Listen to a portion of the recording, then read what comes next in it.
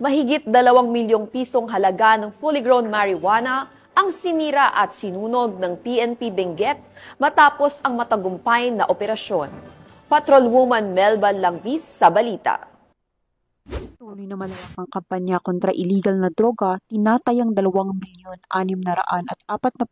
pisong halaga ng fully grown marijuana plants ang nadiskubre ng operatiba sa sitio Tubtub at Lubang Mokno, Badeo, Kibungan, Benguet noong ika-27 ng Oktubre taong kasalukuyan. Ayon kay Police Colonel Lambert A. Suerte, Provincial Director ng Benguet Police Provincial Office, ang operasyon ay nasa katuparan sa pagtutulungan ng mga operatiba sa pangunguna ng Provincial Drug Enforcement Unit, Provincial Intelligence Unit, Police Security and Protection Group at Benguet Police Provincial Office, katuwang ang matauhan ng 2nd Benguet Provincial Mobile Force Company, Kibungan Municipal Police Station at Philippine Drug Enforcement Agency Cordillera.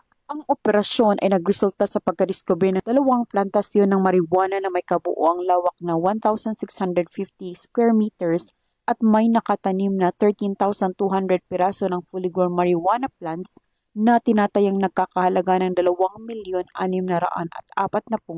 piso.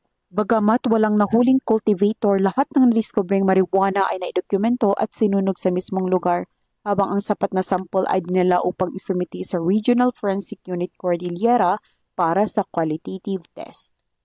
Ang pagpuksang ito ng kapulisan ay patuloy na pagsuporta sa kasalukuyang administrasyon na naglalayong maging illegal drug-free ang ating bansa tungo sa mas progresibong bagong Pilipinas. Mula dito sa Rehiyon Cordillera, ako ang inyong PNN Correspondent Patrolwoman Melba Langbis, alagad ng batas, tagataguyod ng Balitang Pulis.